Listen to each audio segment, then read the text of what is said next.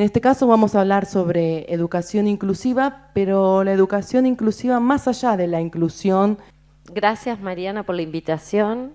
Yo voy a hacer una introducción breve y pensé en abordar el tema de la educación y la inclusión de una manera amplia, porque luego van a hablar especialistas que trabajan en formas específicas de la inclusión.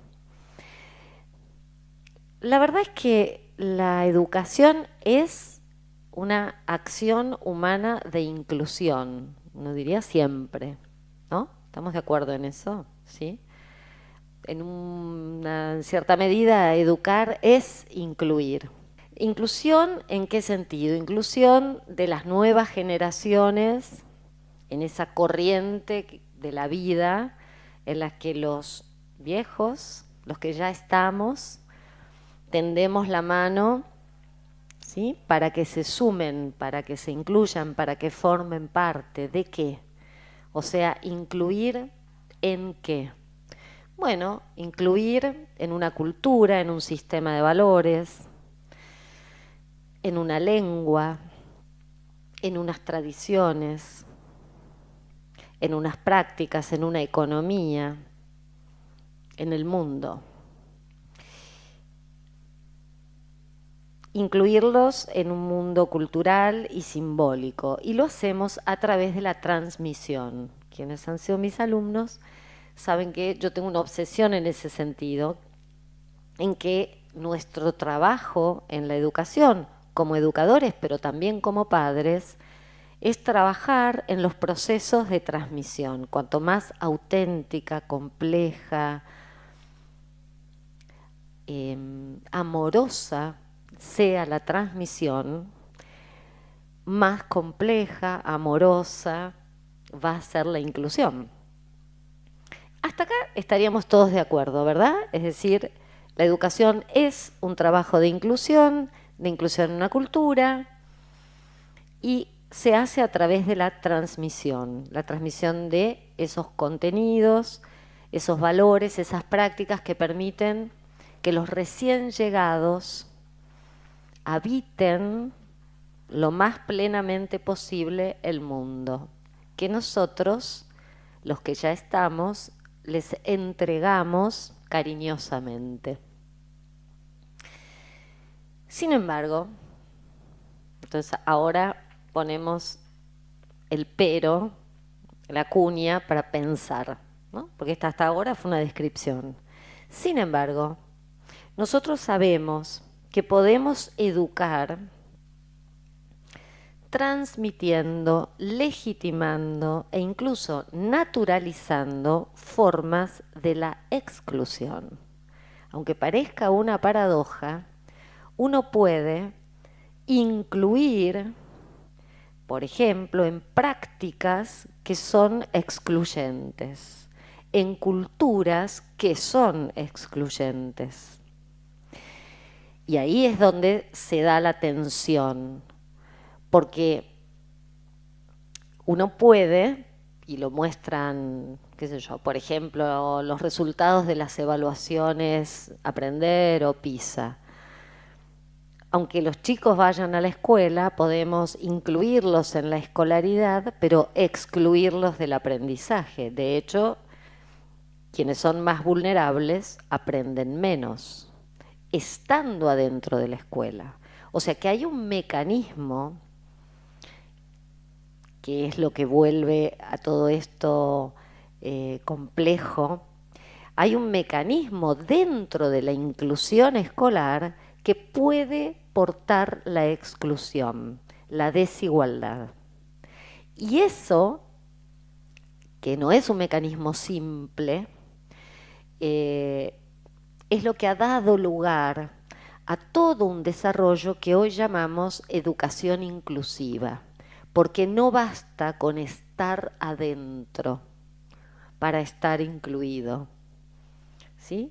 No basta con estar adentro de la escuela, por ejemplo, para estar verdaderamente incluido en el aprendizaje. también sabemos que, no sé, formas de exclusión tienen que ver con el género. Sabemos por las evaluaciones que las mujeres aprenden menos matemáticas. Es decir, están incluidas en la cultura, pero un poquito excluidas del aprendizaje de las matemáticas. Las chicas están convencidas, estamos, o muchas lo están, de que no son buenas para las matemáticas o que los varones son mejores. De hecho, los resultados muestran eso. Los varones tienen mejores resultados. Pero a la hora de meternos adentro de la práctica de la enseñanza de las matemáticas, por ejemplo, lo que vemos es que los varones tienen, desde muy pequeños, una actitud más agresiva para preguntar, para interrumpir una clase, para decir no entiendo, y conseguir que su maestro de matemáticas atienda mejor su requerimiento, tiene mayor capacidad de demanda, de pedido de ayuda. Las chicas, porque creemos que sabemos menos y que podemos aprender menos matemáticas, preguntamos menos. Y es un circuito que se va retroalimentando. Preguntan menos, luego sus necesidades son menos atendidas, luego sus resultados son peores. Y se confirma, por eso yo digo que dentro de la escuela puede haber mecanismos de legitimación y de naturalización de diferencias que en realidad son culturales. Pero se refuerzan en esos mecanismos un sentido común de que no somos buenas para las matemáticas, por ejemplo. Y así podría dar una lista de exclusiones cotidianas y de desigualdades cotidianas que se dan en las escuelas comunes. ¿Qué hacer con eso? Bueno, surge todo el movimiento de la educación inclusiva como un modo de dar visibilidad a este problema y de confirmar y ratificar qué entendemos o qué deberíamos entender por inclusión en la educación. Y acá les quiero leer lo que la UNESCO define como educación inclusiva. La UNESCO dice: la inclusión se ve como el proceso de identificar y responder a la diversidad de las necesidades de todos los estudiantes a través de la mayor participación en el aprendizaje, las culturas y las comunidades, y reduciendo la exclusión en la educación. Involucra cambios y modificaciones en los contenidos, en los enfoques, en las estrategias, con una visión común que incluye a todos los niños y la convicción de que es responsabilidad del sistema regular y educar a todos. Se trata, como yo trabajo en varios de mis libros, también en este que citaba Mariana hace un rato, de incluir la diferencia para excluir la desigualdad. ¿Qué quiere decir esto?